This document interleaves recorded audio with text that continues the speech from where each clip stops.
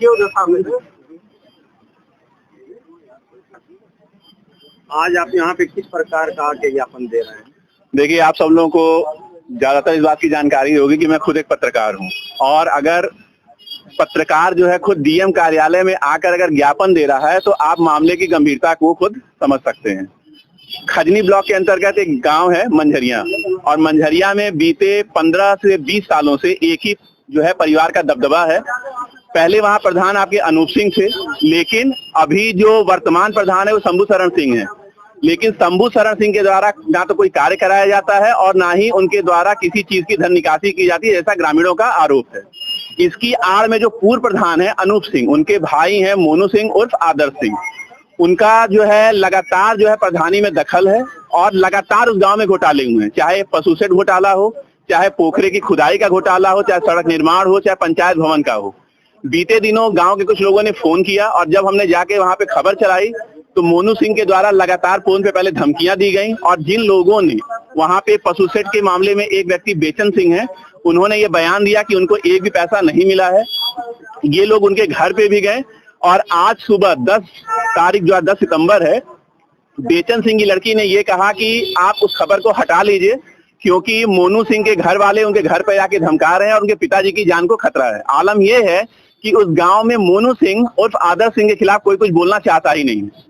और गांव के लोगों का ये भी कहना है कि जिस पोखरे की खुदाई पे लाखों रुपए निकाले गए हैं, वो पोखरा गांव के एक सम्मानित डॉक्टर का है और उन्होंने पोखरे का पैसा लेकर उसी पैसे से जो है उन्होंने जो है प्राथमिक विद्यालय में जो है उसका सौंदर्यीकरण कराया है। अब इसमें कितनी सच्चाई है ये तो डॉक्टर साहब ही बता सकते हैं, लेकिन दूसरे जो उनके पटीदार हैं उनका ये कहना है कि पोखरे के निर्माण कार्य में या जो भी काम हुआ है उसमें उन्होंने सरकारी पैसे का 1 रुपए का कोई भुगतान अपने पक्ष में नहीं कराया। अगर इसकी वास्तविकता से सही जांच हो तो कई लोगों के नाम जो है सामने आएंगे और साथ ही साथ कई ऐसे भी भुगतान हुए हैं जिनमें सचिव का सिग्नेचर नहीं है और बीडीओ के सिग्नेचर से पैसे जो है निकाल लिए गए। अब सवाल अगर ये उठता है कि मंझरिया गांव में आखिर जांच इतने सालों से हो क्यों नहीं रही है? पंचायत भवन में उपकरण नहीं है, गांव का रास्ता नहीं, और लगातार धमकियां आ रही है, मुझे भी जान माल की धमकियां दी जा रही हैं।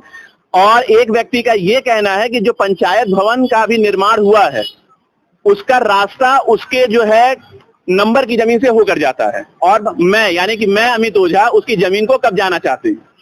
अब पत्रकार उनकी जमीन को क्यों कब्जाना चाहेंगे और मैं रास्ता क्यों निकलवाऊंगा, इसका जवाब तो वही दे सकते हैं। उनका ये भी कहना है कि जितने यूट्यूबर हैं, जितने भी यूट्यूब के चैनल चलते हैं वो पत्रकार ही नहीं है और सिर्फ जो आपके अखबार वाले हैं केवल वो, और केवल जो नेशनल चैनल है केवल वही पत्रकार है। उनका ये कहना है कुल मिला जुला के जो धमकी दी जा रही है, एक तरफ से लगातार धमकी दी जा रही है, दूसरी तरफ से जो लोग गवाही दे रहे हैं उनके लिए अगर आप लोग ईमानदारी से मंझरिया गांव में किसी दिन हमारे साथ चलेंगे, सैकड़ों लोग ऐसे हैं जो उनके खिलाफ गवाही देंगे और सबूतों के साथ देंगे। सबूत हमारे पास है, आप जो लोग भी उनसे सबूत चाहते हैं वो सबूत हम आपको उपलब्ध करा देंगे। मुझे सिर्फ इतना ही कहना है, इसीलिए आज एक ज्ञापन दिया गया। डीएम कार्यालय से कल फोन आया था। डीएम साहब अभी चूंकि योगी आदित्यनाथ जो मुख्यमंत्री हैं शहर में, साथ ही उनकी अनुपस्थिति में आपके सहदेव मिश्रा जी हैं, एडीएम प्रशासन है, उनको जो है ज्ञापन दिया गया है। उन्होंने ये विश्वास दिलाया है कि इस पे एक कमेटी का जो है निर्धारण किया जाएगा, कमेटी बनाई जाएगी और उसके बाद उस गांव की जांच की जाएगी। आगे जो कुछ भी होगा आप लोगों के माध्यम से और अपने चैनल के माध्यम से भी हम दर्शकों को बताएंगे।